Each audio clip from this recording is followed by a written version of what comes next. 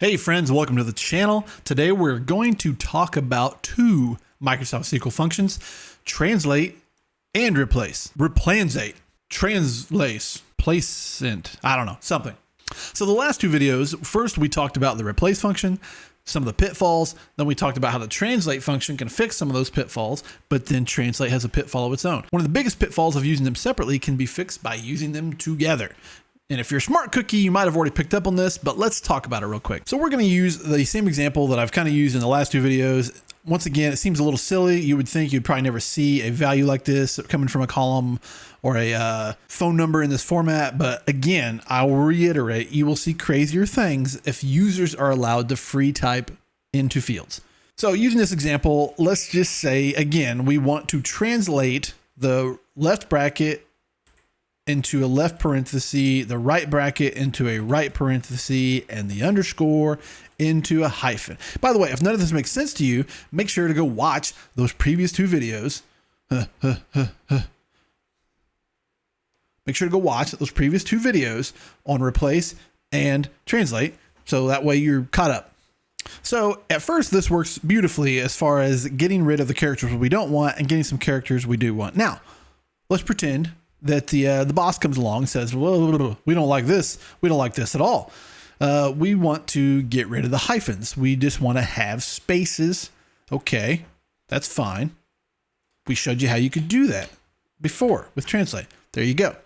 Well, all of a sudden the boss is like, no, we don't even want that. We want nothing there. We want to smash that.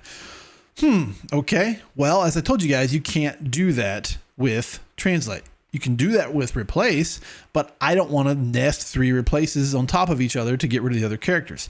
But what we can do is we can nest our translate inside of a replace. So first of all, let's just do that. Replace. And so we know that this down here is the string that we get back from our current translation. Now you could leave it like that, right? And you could say, okay, now I want to replace all spaces with nothing. Okay, does this work? Oh, it does. We're calling Jenny, and we're gonna have a great time. But this is a little awkward. I mean, it's not bad. It'll work just fine, but there's no reason to do the replacement here or the translation here to an empty space and then replace the empty space. Let's just get rid of that one completely. And then first of all, so that doesn't work right at first. We've still got the underscores, but just in the replace, then we'll just say underscore and do that. There you go. Beautiful. Now it's all there. So one last trick I'll show you is that if you have something like this, like, I don't know, a phone number or some kind of serial number, whatever it may be, and you have a certain set of characters that you always want to get rid of. You want to get rid of all of them and replace them with nothing, okay? And it really only works if you want to replace them with nothing. If you need spaces in there, you'll still have to do a little extra work. Let's throw up another example real quick. Let's say select, translate, and let's just some number, some character thing, whatever, 3, 4, 5, 7, 8, and then I'm just going to say at and pound and asterisk, and then I'm going to give some more numbers, and then I'm going to say exclamation and a parentheses and a percent, blah, blah, blah. Actually, let's not do percent just because of other dangers, but the ampersand, whatever.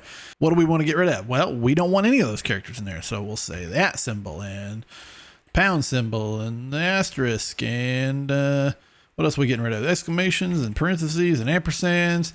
We want to get rid of all those. What do we want to replace them with? We want to replace them with nothing, which once again translate can't do. But how many characters do we have here? 1, 2, 3, 4, 5, 6, 7. Okay, 7. And we'll just turn them all into one of these characters that we don't want. 1, 2, 3, 4, 5, 6, 7. And technically you don't even have to do that. Like, there's no reason to translate the at into another at, right? So in fact, let's just take that off. We'll just say we want to translate all these other characters we don't want into an at. Now you could leave it in there. It wouldn't hurt to leave it in there. Doesn't matter. The result will be the same in that all the characters you don't want gets translated into an at or whatever character you chose. It doesn't matter. Just one of the characters you do not want, translate everything into that. And then just replace that symbol with nothing, right? Well, we're going to take this, replace, and put it around our translate, and we'll replace all @ symbols with nothing. And there we go. There's our number. Hopefully that makes sense to you. Take a minute, look at it, rewatch it, play around on your own.